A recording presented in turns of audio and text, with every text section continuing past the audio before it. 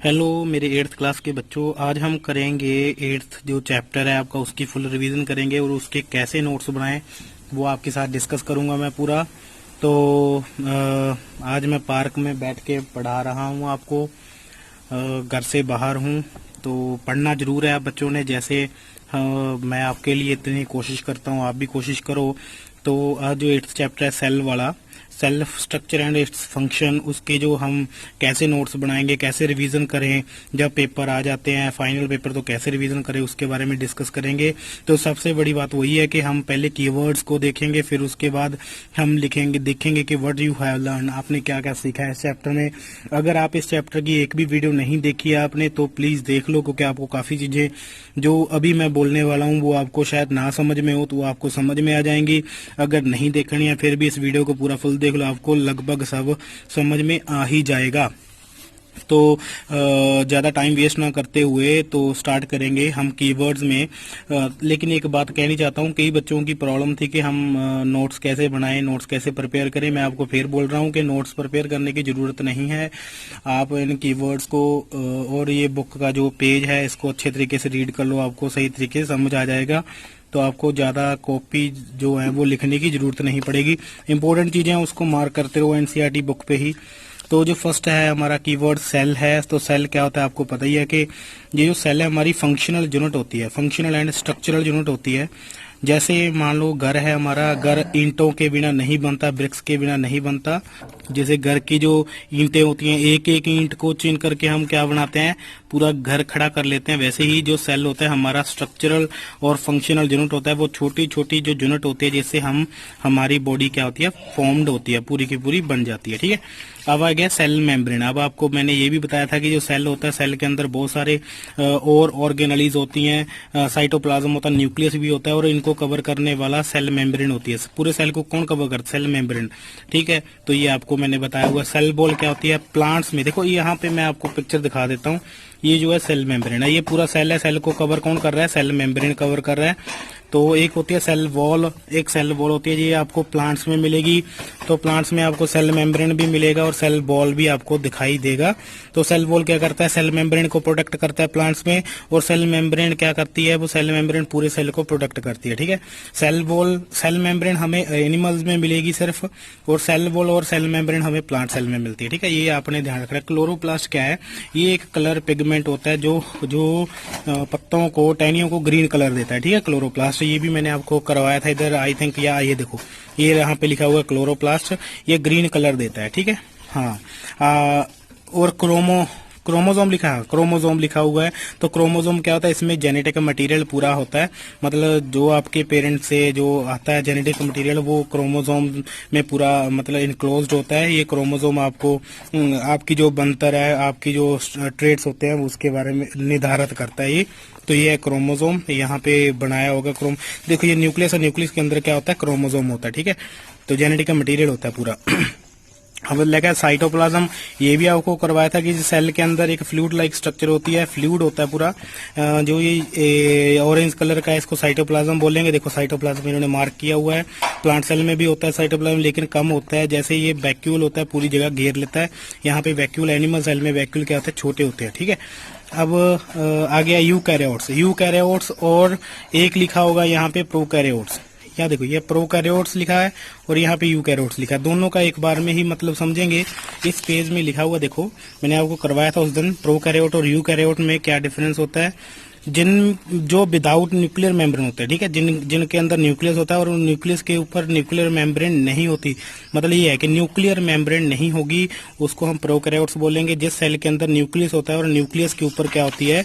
Nuclear membrane होती है, उसको हम कौन से बोलेंगे? यूकैरियोटिक सेल बोलेंगे। ठीक है, और यूकैरियोट्स कौन होते हैं? अब देखो पूरे bacteria, animal, blue green algae, ये सारे के सारे क्या है? यूकैरियोट्स है, क्योंकि इनके न्यूक्लियस के ऊपर क्या है? न्यूक्लियर मेम्ब्रेन है।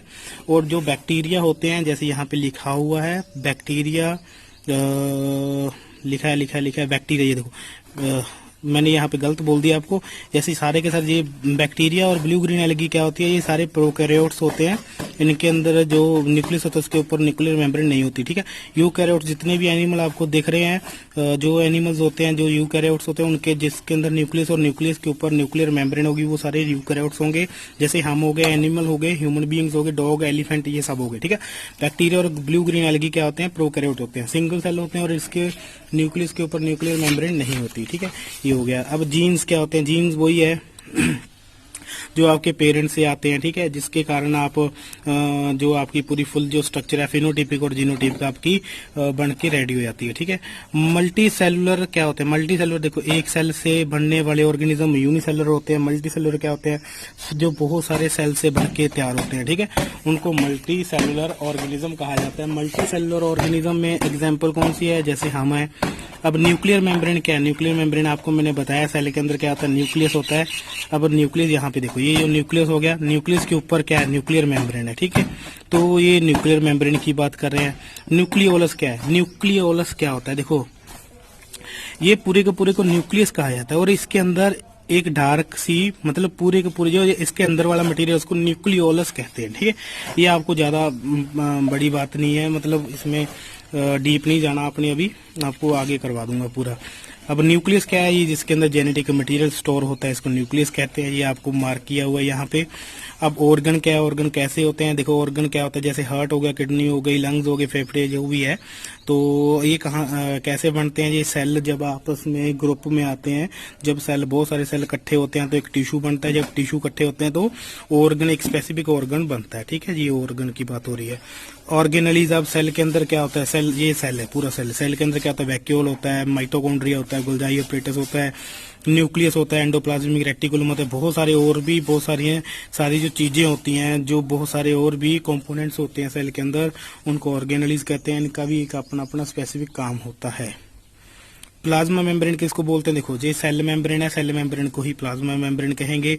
ये तो सेम हो गया। प्लास्टिड क्या है, ये आपको एक ग्रीन कलर का जो पैकेट होता है, ठीक है, ये भी ऑर्गेनली है, जो सिर्फ प्लांट सेल में ही पाई जाएगी। प्लास्टिड सिर्फ प्लांट सेल में ही होती है, जो जिसके अंदर बहुत सारे ढेर सारे कलर्स के पैकेट्स होते हैं, जैसे क्लोरोफिल हो गया, इसके अंदर होता है, ठीक है, जो ग्रीन कलर देगा, और बहुत सारे जेंथोफिल हो गया, ऐसे बहुत सारे और भी पिगमेंट्स होते हैं। प्रोकैरियोट आपको मैंने करवा दिया। स्यूडोपोडिया, ये भी आपको मैंने, अगर आपने अमीबा वाली वीडियो नहीं देखी है, अमीबा जिसमें मैंने न्यूट्रिशन समझाई थी मैंने अमीबा की पूरी, तो स्यूडोपोडिया वो होते हैं जो फास्ट फीट होते हैं, जो अमीबा फूड कैरी करने के लिए कुछ टाइम के लिए वो स्यूडोपोडिया राइज करता है, कुछ अरेंजमेंट है जो अपीयर करता है अपनी बॉडी से, ठीक है। हाँ, ठीक है जी।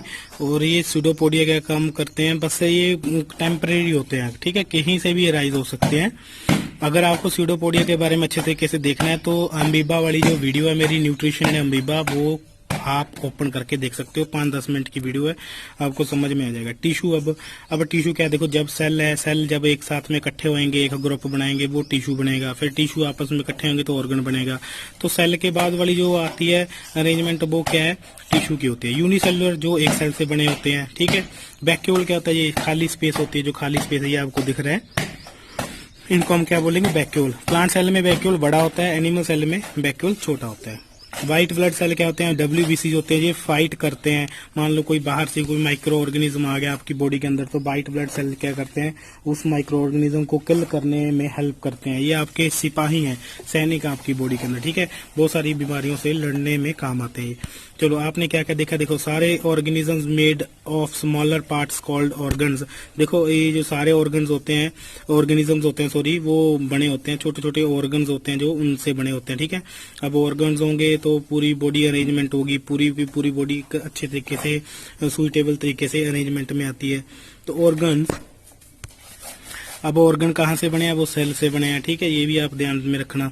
अब देखा है organs are made of still smaller part, ये भी छोटे छोटे पार्ट्स होते हैं, बने होते हैं। जैसे the smallest living part of organism is a cell, जिसमें मैंने आपको बताया कि सेल ही एक ऐसी स्मॉलेस्ट यूनिट है जो ऑर्गन बनाती है, ऑर्गन के बाद ऑर्गेनिज्म बनाती है, ठीक है। सेल को डिस्कवर किया था रॉबर्ट हुक ने 1665 ईस्वी में, ये भी मैंने आपको बताया था माइक्रोस्कोप की हेल्प के साथ। Cell exhibit the variety of shape and size. देखो सेल की कोई एक शेप नहीं होती, एक साइज नहीं होता, उसकी बहुत सारी शेप और साइज होते हैं, ठीक है, ये भी आपने ध्यान रखना है। Number of cell varies from organism to organism. देखो नंबर ऑफ सेल, इसमें क्या लिखा है कि जरूरी थोड़ी है कि सारे के सारे एक मतलब पर्टिकुलर नंबर ऑफ सेल से ही मिलके बने हुए हैं। कई एक सेल से बना हुआ है, कई बहुत सारे सेल से बना है, कोई बहुत सारे और भी बहुत सारे सेल से मिलके बना होता है। तो हर एक ऑर्गेनिज्म में नंबर जो होता है सेल का वो वेरी करता है।